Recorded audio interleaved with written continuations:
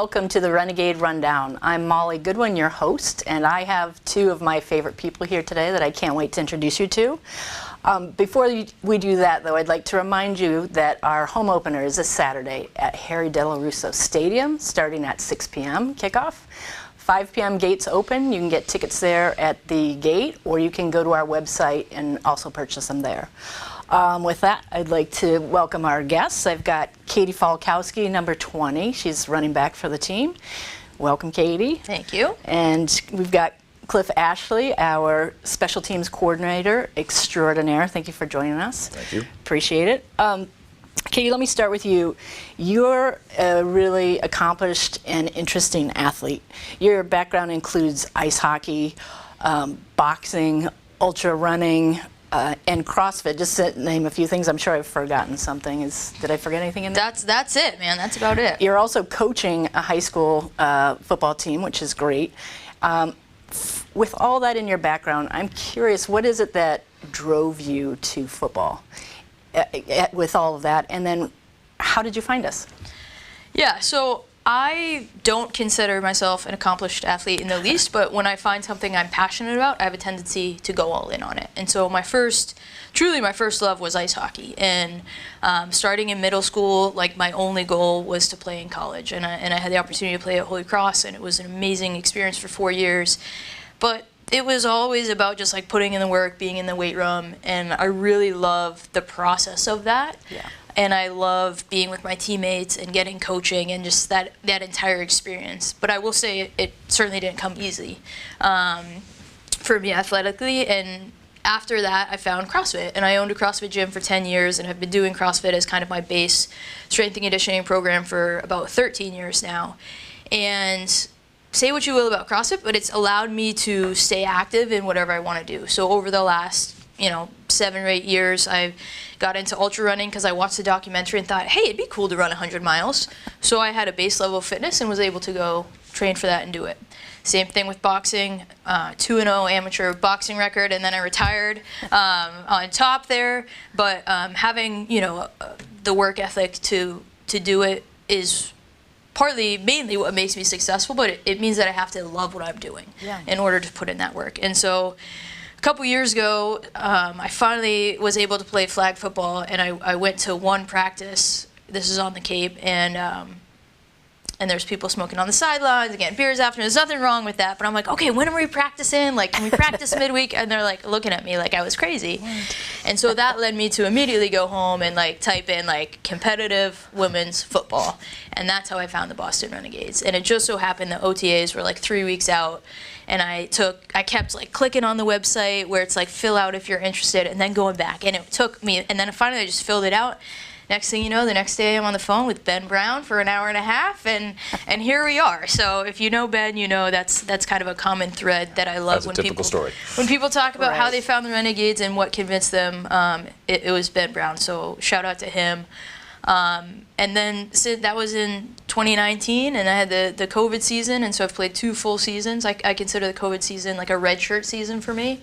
But all the things that I loved about playing hockey, putting in the work, being with your teammates, striving for a common goal, I found with the Renegades and feel so grateful, like to be an adult and to have that is something that I don't take for granted. I really do think it's like a gift, and I want to just like savor every moment of it because I know that it's not forever. Yeah, that's great. And you found your way to us through your other sports as well, but just sort of on the flip side of that, Cliff, you've been with us for more than 15 years now, and my question's a little bit different for you. One, it's interesting to find out how you found us, but what keeps you coming back? The thing that brought me to you is the thing that keeps me coming back. My background is in sports medicine, and I initially became involved in women's football by providing the sports medicine services to the New England Intensity. And when that team dissolved, and then the Renegades started a year later, Ben Brown, common thread, said, hey, I know a guy who can coach kickers, and I got invited to join the team but not provide the medical service. The reason I keep coming back is the dedication of the athletes is addictive and humbling to be around. Yeah. A common thread throughout my entire education and career, I've been an athletic trainer working with athletes, helping them to overcome their obstacles and get back in and play games and win. I've been a teacher trying to help students, you know, work their way through the classroom and figure things out and achieve their goals. So I get a feeling of satisfaction and accomplishment by helping others to reach their goals. And in both the classroom and the athletic training room, it's always even more fun to do that with a motivated student or a motivated Sure. patient. And the level of dedication and commitment to this sport that the Renegades show on a daily basis, Yeah. and that the players of the Intensity did as well. You probably remember Donna Bruce playing sure. for years and years. Number 9. DB used to travel two plus hours to practice for the Intensity all the time. And I thought that that was ridiculous. And then a few years ago, I moved 2 hours away from the Renegades. Yeah. And I thought to myself, Donna Bruce can do it. I can do this. Yeah, and we have players from as far as New York right now. Yep. Chicago, actually, we have a player from Chicago. So the dedication is definitely there, and we see it in you as well. And when you have that level of dedication from the players and consistent dedication from the coaches, it creates chemistry, and it's fun to be around, and I couldn't quit it if I tried. Thank God. Let's talk about 2022. We had a pretty amazing season as the Renegades, winning our 4th national championship. Katie, for you, you have grown from a rookie sort of redshirt player into, you're in the yeoman's phase of putting in the work and trying to get into that starting lineup. And last year you did work yourself into the rotation, which was exciting. And in the Super Bowl, you scored your first touchdown in the championship game. It's not your first touchdown, but your first championship Correct, touchdown. yes. Let me Yeah. make sure that's clear. She's been in the end zone before. Several times. But I wanted you to, preparation for both of you guys is really important. I think the rest of this conversation, we'll see it as a theme. But Katie, tell us a little bit what you've done in order to get yourself into the mix and to stay ready and prepared, knowing that you may or may not have an opportunity. Yeah, I think my mindset is I want to, I prepare like I'm the starting back. And I, believe it or not, I have the confidence to do that. And I think you need to have confidence in yourself and your abilities. And that can be hard when you're sitting on the sidelines, waiting for your opportunity. But my thought was, when I get out there, it's going to be evident that I'm ready. Nobody's going to have any doubt in their mind that, Katie is prepared for this and ready to go. And I take a lot of pride in that preparation. I also enjoy the preparation. One of my kind of core beliefs is if you're going to do something, go all in on it. And so that was when I decided I was going to play on the Renegades. It was if I'm going to do this, it's going to be 100%. And so putting in the time on film, obviously being in the weight room, all of that sort of stuff. And then when your number's called, Did you have ready. a sense, though, that wasn't going to be, that potentially could be a 2, 3, 5 year time frame for that to happen? Yeah, I mean, who knows? You got to control what you can control. And I can control my effort. I can control my attitude. I can control who I try to be as a teammate and what kind of teammate I am. I can't control how much time I'm on the field, And so as frustrating as that can be sometimes when you feel man, I'm an athlete, I'm competitive, I want to be out there, I can't control that. So all I can control is my preparation. And so when I think I had 3 touchdowns in a game once, so it's when I got out there, I was okay, I feel But confident. tell us about the celebration at the Super Bowl. Yeah, and after so you scored. that, I think, for me, was a big moment, just to be out there with your teammates, feeling all that work is paying off, not just for me, because that's not what's important, but for our teammates winning that game and our coaching staff and our ownership being there was really awesome. So, yeah, it was pretty sweet. That's great. And along those same lines, Cliff, you are the king of preparation and the king of attention to the finest detail. And even saying that, I think, is an understatement. Can you walk us through how you prepare yourself for an opponent? So I spend a lot of time watching film. I watch a lot of the film over and over and over again, and I try to pick apart the smallest detail that might be of use to us finding a strategy to work or to put our players in position to succeed. I want to know how many steps the kicker takes away from the ball and then offset. I want to know what kind of approach the kickoff team has to the line, who is folding in, who is on the front line, the point of their spear. I want to know on the punts how far back they are, how long the ball takes to get back to her, how close she moves, what the block point is.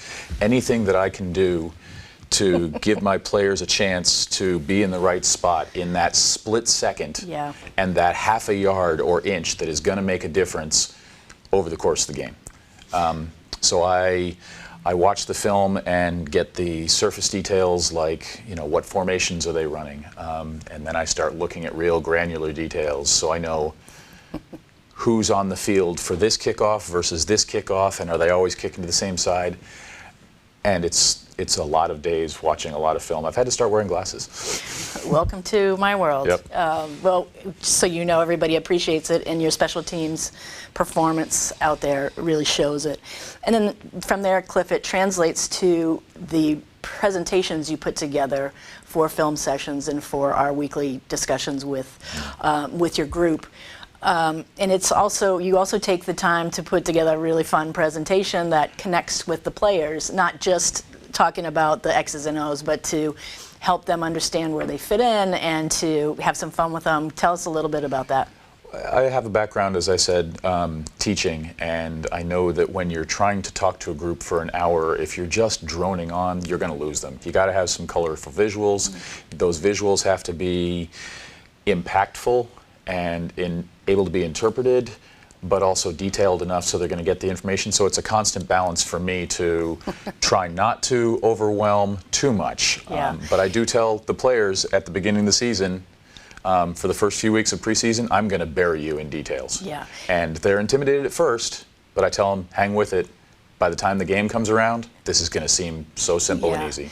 And Katie, I know you play on a lot of our special teams, and you've had the privilege of being a lot of Cliff's. Privilege. Yes. And that's the way most people earn their stripes on a football team. So you've been there with Cliff. What do you say about his? Cliff and I spend every Monday night together on our special teams film with all the other special teamers, and my husband and dog also join in on the fun. Shout out to Eric. It is absolutely unreal how much detail Cliff puts into special teams. Yeah. And like all the little stats, and I'm like sitting there, I'm like, how much time did he take to do this? And I say that lovingly, because I certainly probably wouldn't take the time to do that, but I think it benefits us a lot. And you know, going back a few years, it certainly was overwhelming, like you're saying, but I think it's just you layer it on top, and you build and you grow until you have more than just this surface level understanding of what you're doing, because Cliff is putting in that level of detail. So you get a few years in and you start to really, as an athlete, understand it more. And so I do appreciate that. And I always give the advice to rookies who are maybe in that sink or swim and feel like they're sinking, like, hey, here's some floaties, like it's going to be okay. And we all figure it out on the end. But yeah, Cliff is absolutely amazing in his attention to detail. Yes, and you are a treasure. You guys had mentioned a couple of the special things we did this year. One of them was at the New Balance track.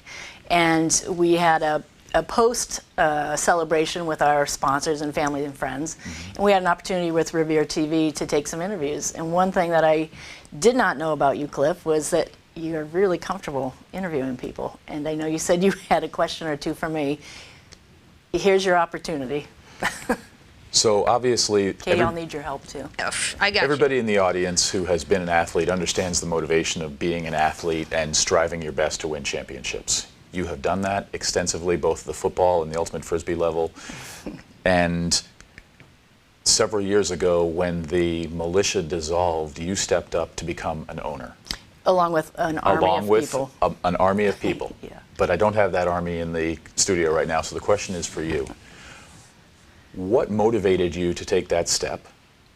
And what motivates you to keep coming back as an owner every year and keep providing this opportunity for Boston women's football? I think the first question is the easiest one. There was never a second thought. It was, of course, football is going to continue in Boston. And again, this army of people showed themselves and said, we're going to help you. Mm-hmm. So it wasn't a question. It's just like, don't say, just do. And we did, and we were fortunate enough to really to have Ben Brown and to have you and to have continuity of some of the coaches that we'd already started with. So, and we have just a great community here that supports women's football.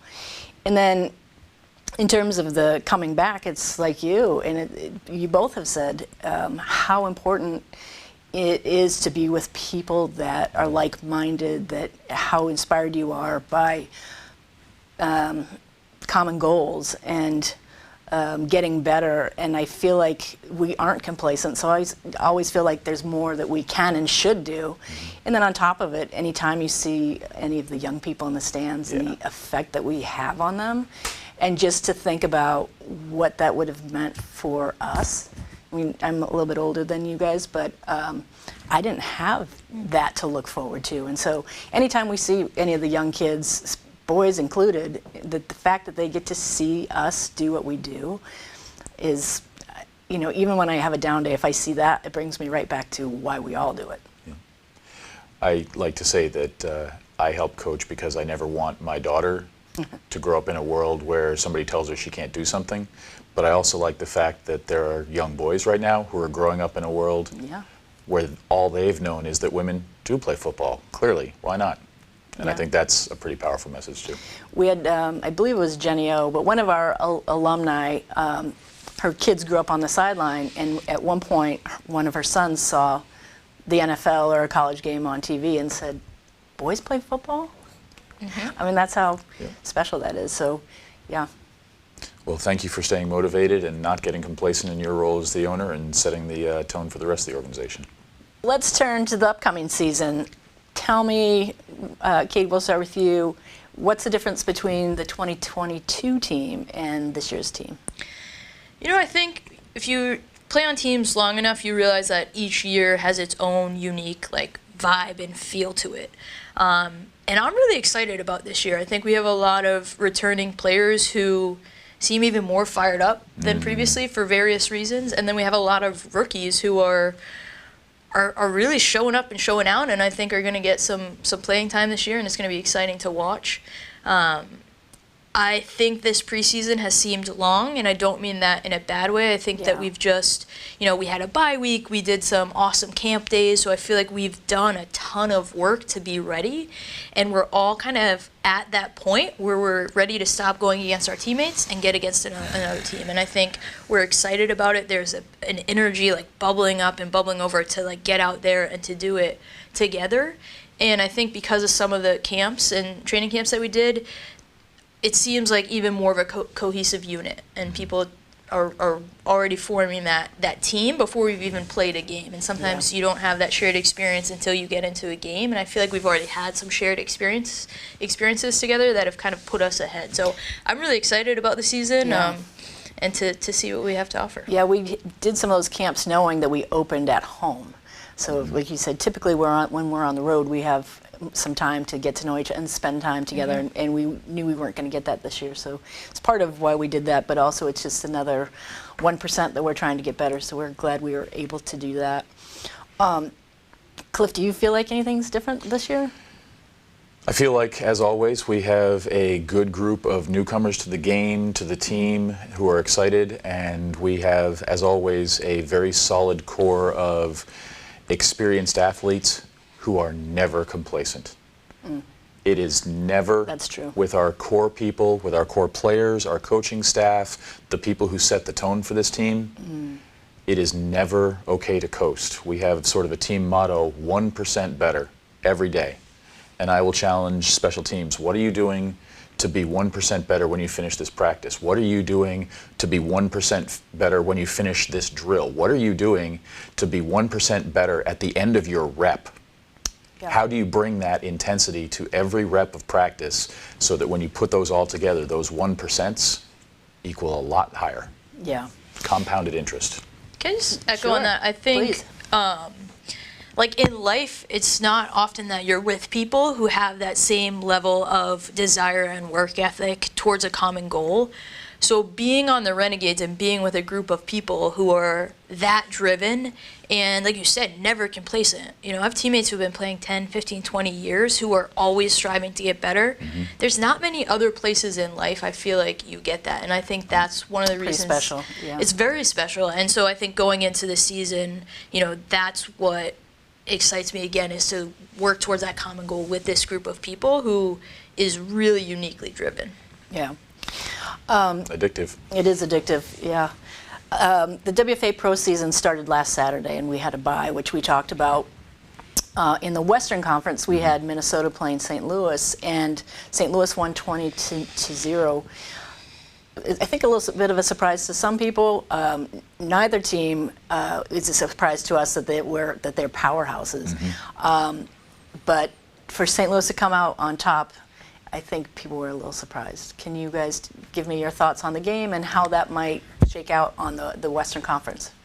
Yeah, I think Minnesota is an amazing team and opponent, but I was not surprised. I think when we played St. Louis last year, that was, I think, one of our most competitive games, and they really showed a lot. And so when I didn't watch the game live, I saw the score, and I was like, oh, and then I was like, you know what, I'm not surprised by that. And I think both are really great teams with great athletes, and having that competition out there is only going to make them better and better, so I'm excited for that. I've said before, St. Louis is a legacy team in this league. Sure. First championship in the league went to St. Louis, and then they had two, I think only two in a row. Maybe it was three, regardless. Championships in Division II before they took some time off, and then had that time off extended through COVID. So it wasn't a surprise last year that they were already good in their comeback year, and it's not a surprise that they are building on it this year. Minnesota lost a couple players, but you can't count them out at all. They have a high-quality staff. They have a great culture on their team. They also, I mean, if you're talking about legacy teams, Minnesota is the longest-lasting team, and there are a couple players that have been playing since the turn of the century. That's crazy, right? Literally. Yeah, so both great organizations. They're both great organizations. They're both going to bring it anytime you step on the field with them. You got to respect everything, every player, every member of their staff, and I wouldn't be surprised to see either of them there in Canton. Yeah, I wouldn't either, and I definitely wouldn't count either of them out. Nope. So now in the Eastern Conference, we had powerhouses DC Divas and Pittsburgh Passion playing each other, and Pittsburgh won there 41-15. Tell us your thoughts on that game when you watched it, and what does that mean for our conference as we start to get in there? You're up. Sure. It was fun to watch, you know, watching the film.